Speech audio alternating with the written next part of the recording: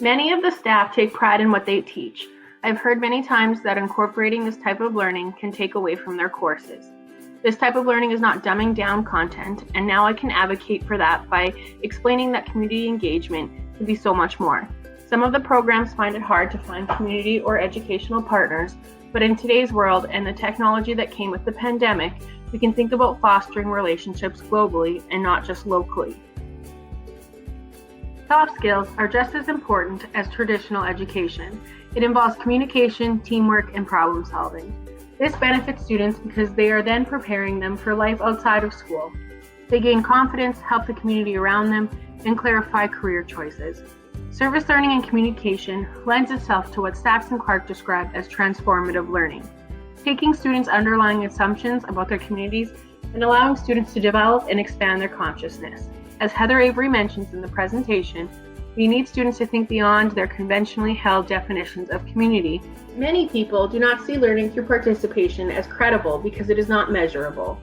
As a staff, we need to identify key objectives of a class and frame assessment around that.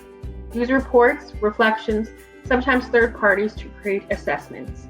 The judgments of teachers and students can be used as credible assessment akin to tests. We can use oral presentations to include faculty, partners, and clients, which builds relationships with our partners. By allowing students to share, they can find commonalities with other students between their experiences. It is also important for teachers to provide feedback for their students so they know where they are and how they can improve. The biggest lesson my staff needs to learn is that community engagement and service learning is a long process.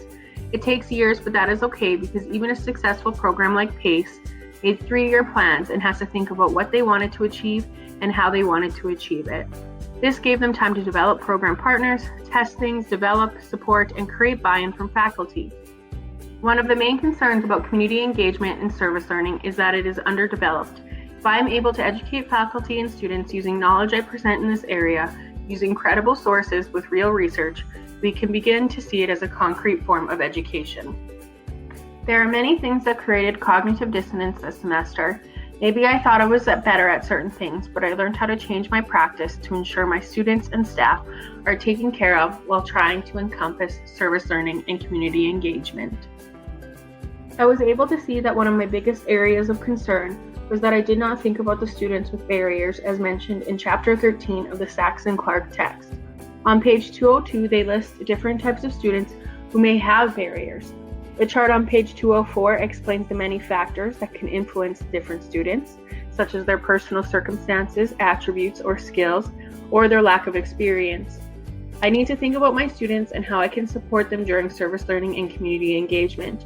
The chart on page 209 explains different strategies I can use, such as modeling, subsidizing cost, teaching students how to communicate, and carefully matching them with their placements. Another area that I use in my classroom is reflection, but through the readings I realized that I may be lacking in implementing and teaching my students how to do reflection.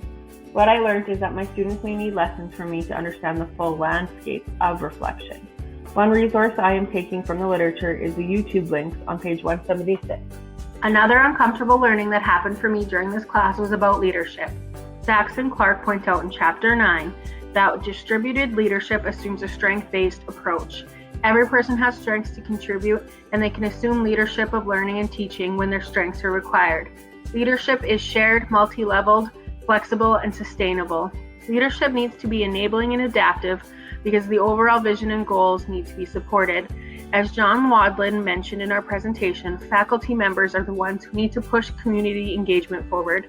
I cannot always rely on my leadership team. I need to have confidence in what I am doing and find new ways to bring ideas forward. When I signed up for this class, I never imagined how much I would learn about service learning and community engagement, how it would relate to my life and my true passion of teaching.